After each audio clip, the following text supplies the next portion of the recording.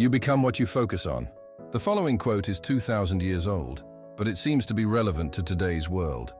Most of what passes for legitimate entertainment is inferior or foolish, and only caters to or exploits people's weaknesses. That's from the Stoic philosopher Epictetus.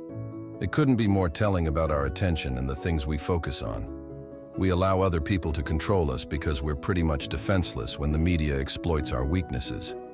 Now, I'm not against all media, but I do think there's a lot of manipulation going on. Just look at every single social media platform, news website, streaming site, and smartphone app, and you'll notice that you and I are being exploited. You just have to look at the signs. What do you think I will do when I see a notification from Netflix saying there's a new season available for my favorite show? I'm going to pause everything else in my life and watch the whole season in a few days.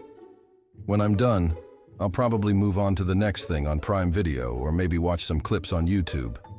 But I don't do that because I shut myself off from those things. I want to control my attention as much as I can. If I don't, millions of people and organizations are eager to do so for me. And what happens when others control your attention? You become a mindless drone. Here are a few tips to gain more control over what you focus on.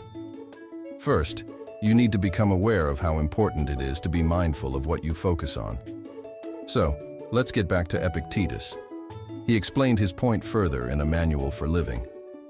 If you yourself don't choose what thoughts and images you expose yourself to, someone else will, and their motives may not be the highest. When I read this for the first time, I started taking it more seriously.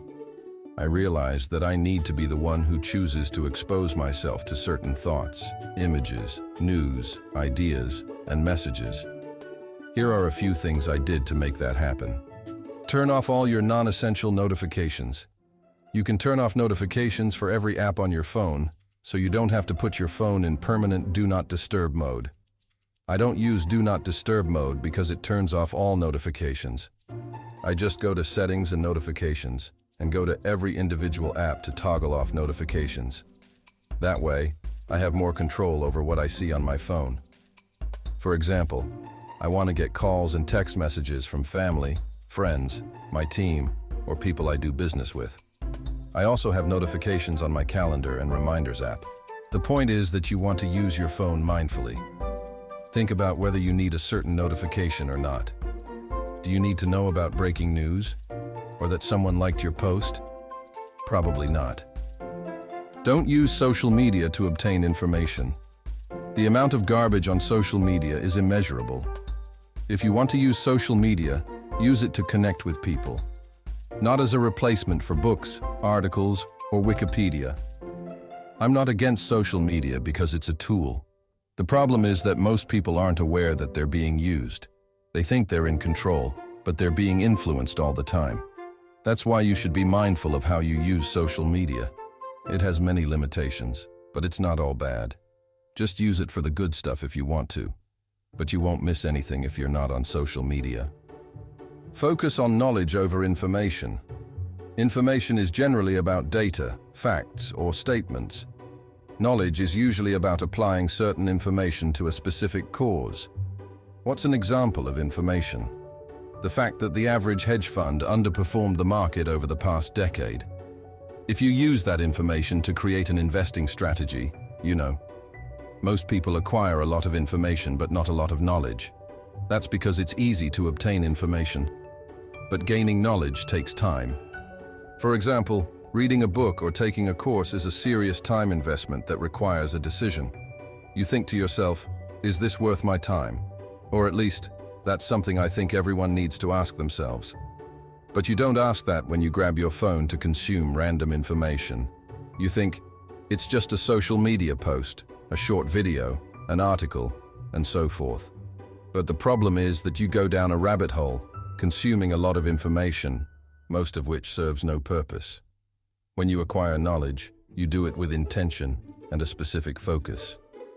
Your thoughts are influenced by what you focus on. It's important to control your attention because it influences your thoughts and actions.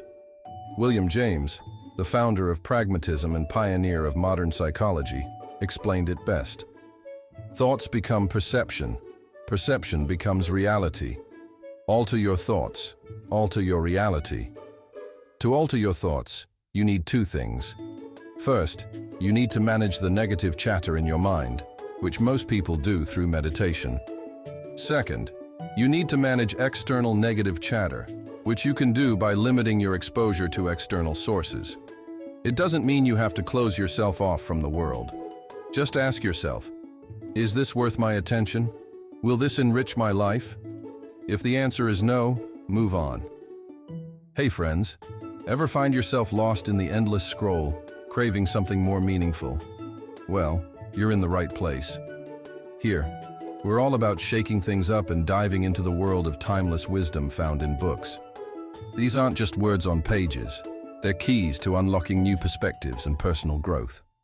Join me as we journey through these incredible books together, sparking curiosity and igniting change.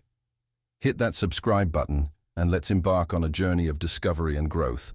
See you in the next video.